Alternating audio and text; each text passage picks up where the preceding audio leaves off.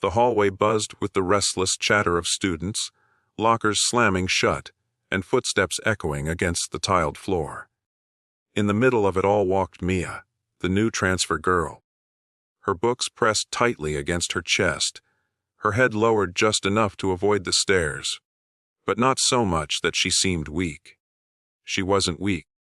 She had learned long ago that keeping quiet wasn't the same as being powerless. But that was something the students in this new school hadn't figured out yet. It only took 2 days for the bullies to notice her. They always noticed someone different. Someone who didn't belong, who carried herself with a calm silence instead of nervous energy. On her third morning, as she tried to slip past the lockers unnoticed, a hand suddenly grabbed the collar of her shirt, yanking her back. Gasps and laughter rose from the surrounding crowd. The leader of the group, a tall boy with arrogance in his smirk, sneered at her. "Where do you think you're going, transfer girl? Too good to say hi." Mia felt the collar dig into her skin, but her face remained steady. She didn't fight back, didn't even flinch, which only made the bullies more frustrated. "What's the matter?" Another girl taunted. "Cat got your tongue. Or are you just scared?" The crowd waited, expecting her to crumble, expecting tears or stammering. But Mia simply looked at them with eyes that carried something none of them recognized. Depth, pain, and strength hidden beneath layers of silence. The bullies pushed harder. They mocked her clothes, her quietness, the fact that she sat alone at lunch. They shoved her books to the ground, scattering her notes. And yet, every time Mia bent down, gathered her things with deliberate calm, and walked away. The hardest part wasn't the bullying itself. It was the memories it stirred, the echoes of another time, another place where she had faced something much darker than schoolyard cruelty.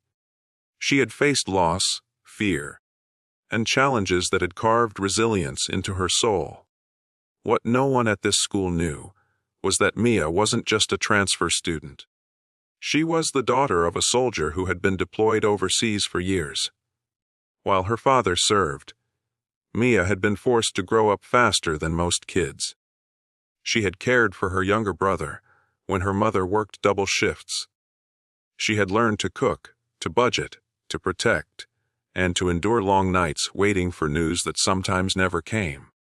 She carried scars on the inside, ones that taught her the meaning of patience, of courage, and of never breaking under pressure. The bullying escalated when the leader cornered her outside the cafeteria one afternoon. He shoved her against the wall, gripping her collar again, his friends circling around like vultures. "You think you're better than us," he spat. The crowd whispered, phones already out to record the scene. Everyone expected Mia to finally snap, to beg for release or to cry. But instead, Mia spoke, calmly, firmly, her voice cutting through the chaos like a blade. "You don't scare me," she said. "I've been through worse than anything you could do." The words silenced the group for a moment, but the bully laughed, not realizing the weight of her truth. "Oh yeah, like what?" he mocked. Maya's hands trembled slightly, not from fear, but from holding back everything she wanted to say. She thought of the letters she had written to her father, the ones that sometimes came back unopened. She thought of her little brother clinging to her when bombs exploded on the news, fearing their father might never return. She thought of the countless nights she had stared at the stars, whispering promises to stay strong no matter what. Taking a deep breath, she spoke again. "Like watching my father leave for war, not knowing if he'd come home. Like raising my brother when I was just a kid myself. Like surviving loneliness that none of you can even imagine." Her voice grew stronger, steady now.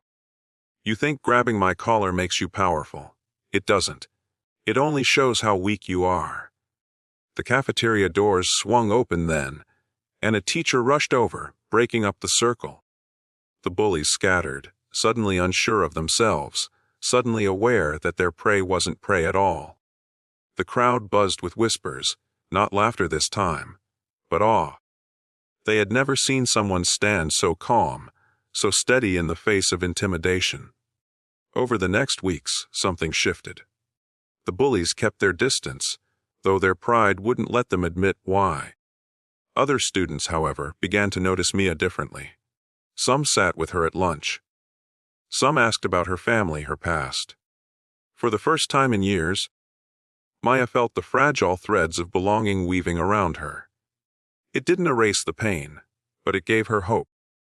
The biggest challenge wasn't conquering the bullies. It was allowing herself to be seen after so long hiding her scars. But Maya learned that her silence was never weakness. It was strength forged from battles no one else knew. And when she finally began to share her story, she realized that courage isn't always loud. Sometimes it's quiet, steady, and unshakable. In the end, the bullies who had once grabbed her collar couldn't hold a candle to the strength she carried inside. They had tried to break her, but instead they revealed her power. And as Mia walked through those hallways each day, head high, she carried not just her own strength, but the reminder to everyone watching.